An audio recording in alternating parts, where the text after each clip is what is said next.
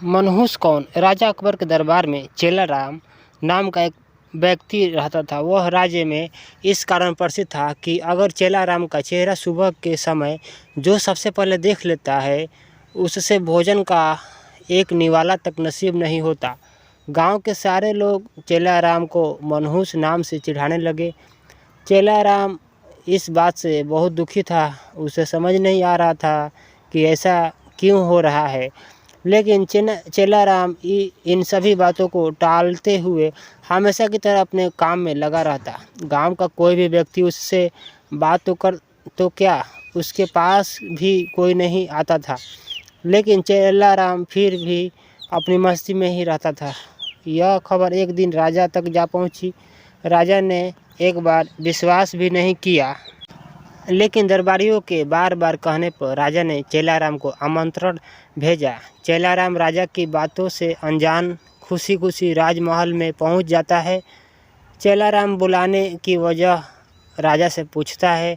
राजा अकबर बोले, गांव में सभी तुम्हें मनहूस कहकर पुकारते हैं, क्या सच में तुम मनहूस हो? चेलाराम ने सीधा जवाब देते हुए कहा, महाराज, इस प्रश्न का उत्तर मुझे भी नहीं पता। महाराज, चेलाराम को अच्छी तरीके से देखते हैं, लेकिन चेलाराम बाकी व्यक्तियों की तरह सामान्य प्रतीत होते हैं। राजा ने इस बात के परीक्षण के लिए अपने शयन कक्ष के सामने वाले कमरे में चेलाराम को रात रुकने की जगह दी, ताकि सुबह उठते ही चेलाराम का मुंह देख सके। चेलाराम राजा के शयन कक्ष के सामने वाले कमरे में नर्म बिस्तर पर जाकर बैठ जाता है।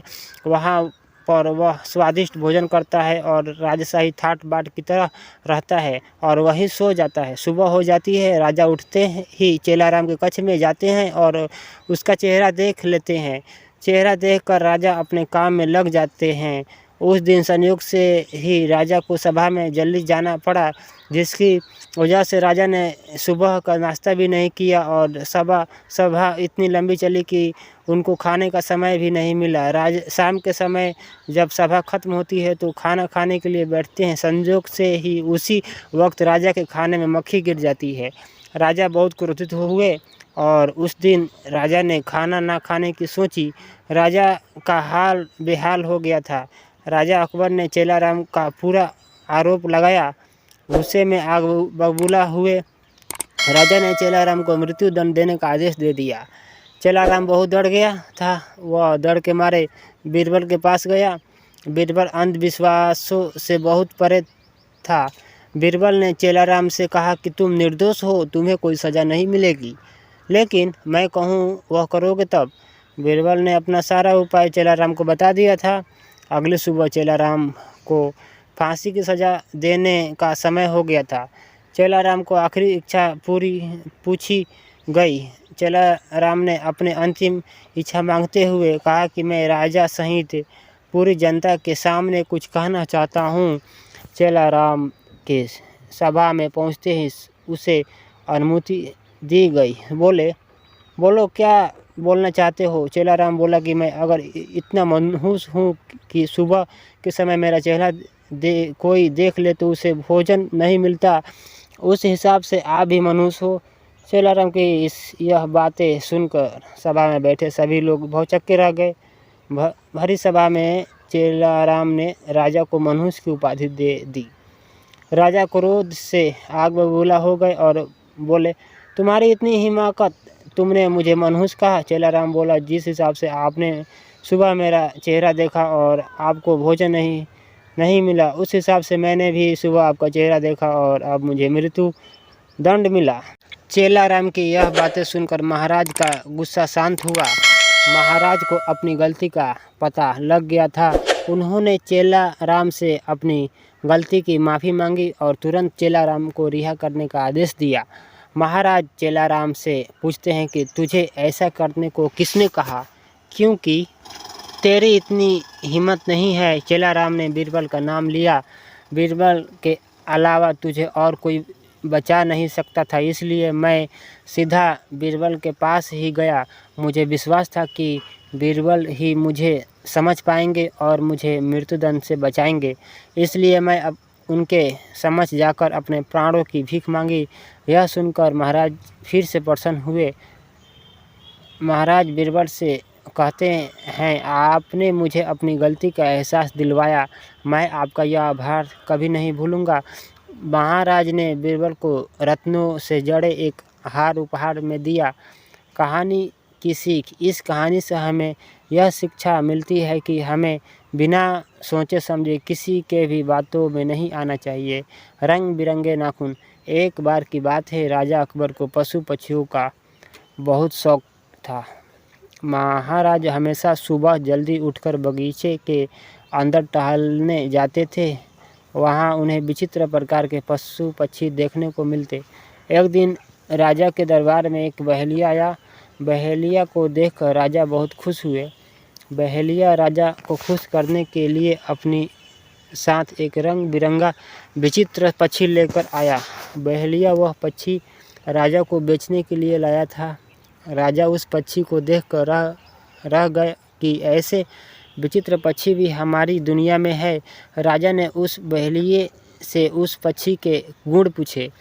बहेलिया बोला, यह पक्षी मोर की तरह नाच सकता है, तोते की तरह बोल सकता है और यह दुनिया का सबसे सुंदर पक्षी है। इसे मैंने दूर कहीं घने जंगलों के बीच देखा था। बड़ी मशक्कत के साथ मैंने इस पक्षी को आपके लिए पकड़ा था। आपको पशु पक्षी बहुत पसंद है, तो मैं इसे आपको बेचने के लिए लाया हूँ।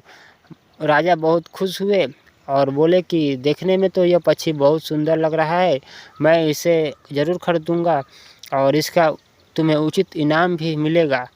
राजा ने उस पक्षी का मूल्य 50 सोने के सिक्के के रूप में दिए और इसके अलावा उपहार देने की घोषणा की थी। बहेलिया मन ही मन बहुत खुश हुआ और मुस्कुराने लगा।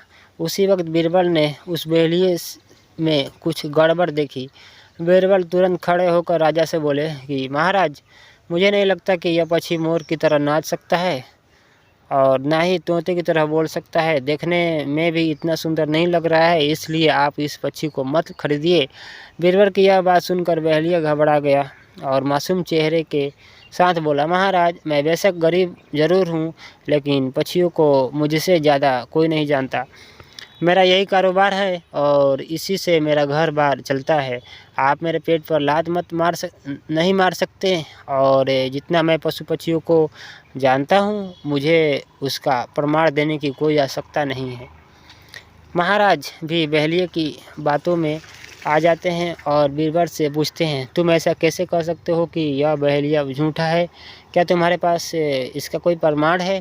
बीरबल बोले, मेरे पास प्रमाण भी है और मैं इस बात को साबित भी कर सकता हूँ। महाराज ने तो उन्हें साबित करने के लिए कहा। महाराज बीरबल और उस बहेलियों के साथ अपने राजशाही बगीचे में जाते हैं। वहाँ पर एक पक्षी पिंजरे में कैद होता है। बीरबल एक सेवक से जग में पानी मंगवाता है और वह पिंजरे में कैद पक्षी पर डाल देता है। पानी की वजह से वह उस पक्षी का सारा रंग उड़ गया और वह अपने प्राकृतिक रंग पर आ गया। जब राजा ने उसका रंग धुलते हुए देखा तो उनके पैरों तले जमीन खिसक गई। जब बहेलिया की बेईमानी पकड़ी गई तो वह भागने की कोशिश करता है, लेकिन सैनिक उन्हें पकड़ लेते हैं। महाराज को बहेलिया पर बहुत क्रोध आता है। महाराज ने बहेलिया को आजीवन कारावास की सज़ा सुनाई और इसी बीच महाराज बीरबल से पूछते हैं कि आपको कैसे पता चला कि यह पक्षी रंगा हुआ है? बीरबल कहते हैं कि महाराज, जब मैंने बहेलिया को अच्छी तरह से देखा तो उसके नाखूनों में वही रंग फंसा था जो पक्षी का था। मैंने वहीं से पता लगा लिया कि ज़रूर पक्षी रंगा हुआ है और मुझे यह भी पता था कि इस प्रकार का पक्षी कहीं नहीं मिल सकता। महाराज बीरबल की होशियारी को देखकर बहुत प्रसन्न हुए और उनकी बहुत तारीफ भी की। जो मूल्य बहेलिया को दिया था वह मूल्य तेनालीराम को यानी बीरबल को उपहार में दिया गया। कहानी की सीख, समय कितना भी बुरा हो लेकिन हमें सच्चाई का साथ कभी नहीं छोड़ना चाहिए और झूठ का साथ नहीं देना चाहिए, क्योंकि झूठ एक न एक दिन सामने आ ही जाता है। थैंक यू दोस्तों, थैंक यू वेरी मच।